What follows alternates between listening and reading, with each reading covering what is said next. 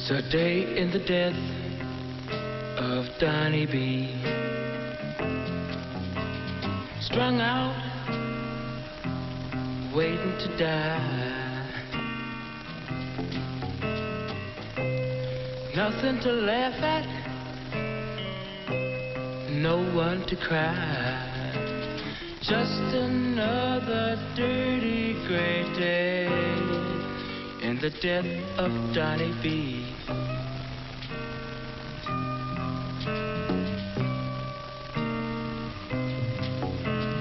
Just another dirty gray day in the death of Donny B. Drugs is just a waste of time. Just to be normal, you have to go to a lot of hell.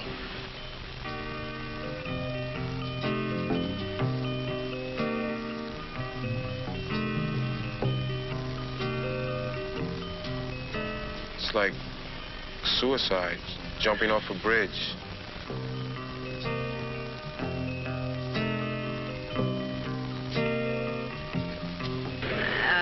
I know he's killing himself, and I have a sneaky suspicion that he knows it also.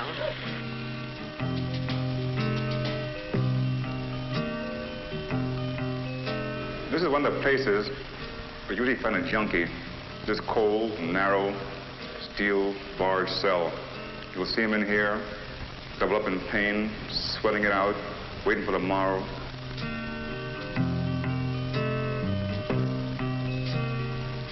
I really didn't know who I was, what I was or where I was going. He is socially dead, morally dead, and soon he will be physically dead. Drugs are a cop-out. It really doesn't help the matter any, makes it worse. You're a poor person. Here you have a very expensive habit. In fact, you're really living like a rich person, because here you're giving yourself something which is going to cost you quite a few dollars per day. And where's the money going to come from? No one's going to give you that much money a day. And as your habit grows, in other words, as you use more and more drugs, this is inevitable. It's going to happen that you need more and more money. And no one's going to give you that as a gift.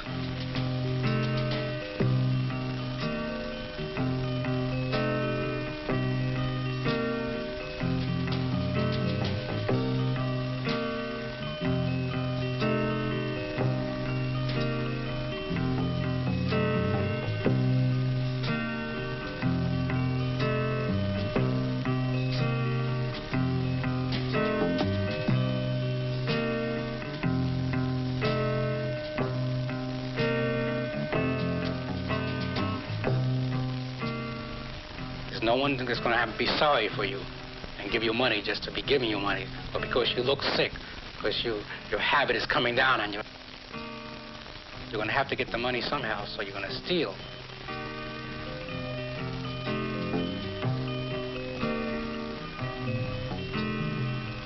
There's no future for him. As it stands in reality, there is no present because he's really non-existent. His whole world consists of, let's say, of him.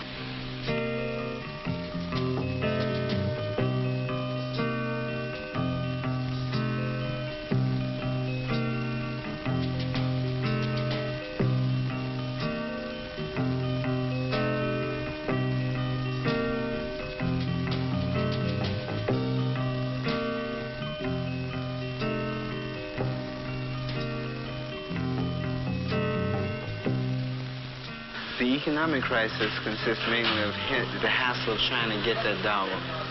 Stealing, lying, cheating their friends. They like to use people for what they can get. They might as well be dead.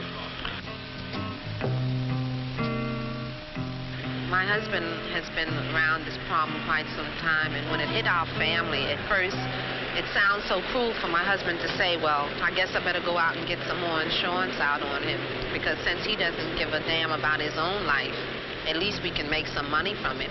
And I thought this was very cruel to have my husband say something like this. But then when you sit down and think about it realistically, this is exactly what he's doing. what has to happen, the addict has to like change his present view that he has of himself. If he doesn't, he will remain a walking corpse. And until this thing happens, he will continue on this path to nowhere. It's a day in the death of Donny B. Can't see a blue sky above. Can't feel the raindrops. Can't feel the sun. Can't know a lover. Couldn't have one. Can't feel the snowflakes. Can't work or play. Too busy finding a fix for the day. Just another weary, worried day in the death of Donny B.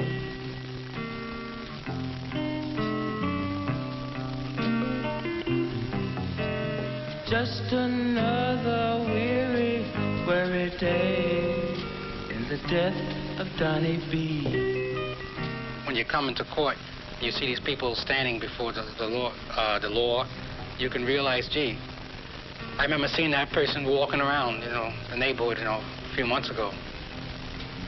And they must have seen all the addicts, they must have seen the people hanging on the streets, and people that were without clothes and shelter because they used drugs. But that didn't seem to impress their minds. They probably were saying to themselves, well, that will never happen to me. I'm starting to use drugs, but I know I won't be like that. I'm not that old, I'm young, and I can take care of it, I can control my habit and all this kind of thing, Most of the people we do arrest are the minor people, the street addicts, the 18, 19-year-old person. We just on junk, use 4, 5, 6, 8, 10 bags a day. Arrest them for either possessing narcotics itself or for committing various crimes they need to do in order to get the money to supply their habit. And he spends anywhere from 6 months to 2, 3, 4 years in jail on each offense. It's kind of hard to see a young person almost near death because he's stuck a needle on this person who's vital, who has a lot of life in him. We should be going to school and we should be playing, playing basketball or something, yet and has a body to be able to do these things.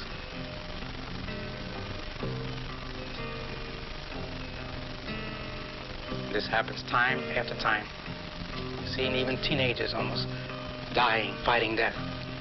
Many people stand around in the crowd, and watching this person if they see this kind of thing, and there's not too much sympathy for it. This is a different kind of death. He's sleepy, his nose is running, he itches. He feels cold, he feels hot. He doesn't even know what the sun really looks like. He's literally living in a world of illusion. He's like a zombie.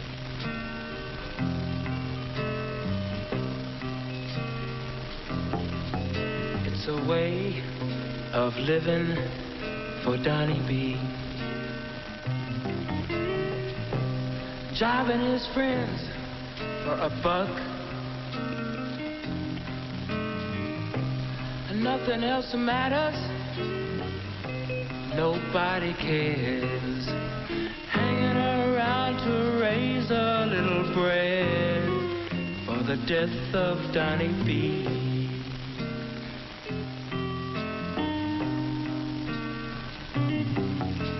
Hanging around to raise a little bread for the death of Donny B. The great bulk of the junkies are still in the same place I left them at.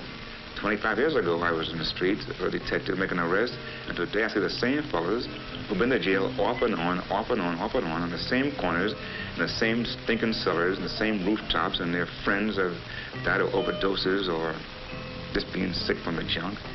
And they're still in the same spot. Nothing has changed for them. But most of them I've known 20 years ago are dead or in jail. I found better things to do. I saw that wasn't me. I want to live to be an old man, real old man. It's hard to describe. It's just really a way of killing yourself. No more school, no more future. It's an abysmal end. And I tell you, I'm not trying to put any kids down, or any people down, but start with junk, it puts you down. It's the needle and vein for Donny B. Freezing his muscle and brain. Bottle cap living, bottle cap dead. Just another dirty gray dawn in the death of Donny B.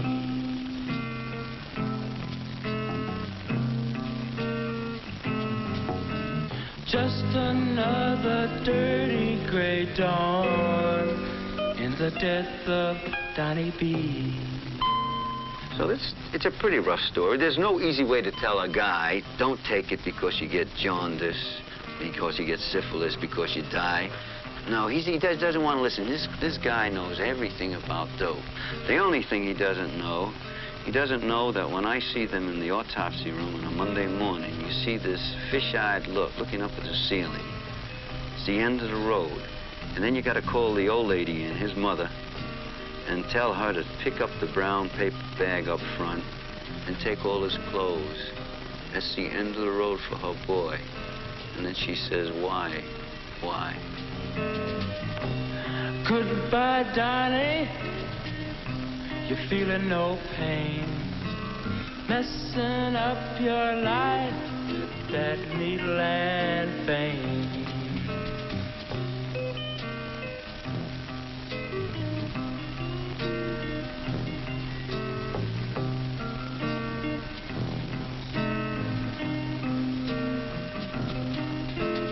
Just another dirty gray dawn in the death of Donny B.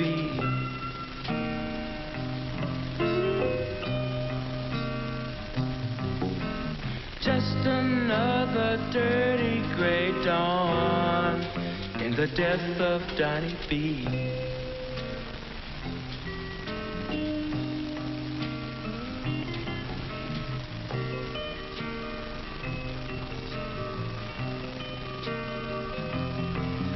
Say goodbye to the people, Donny.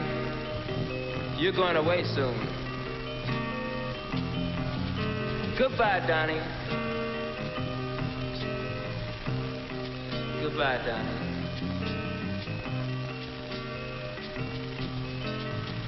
Goodbye, Donny.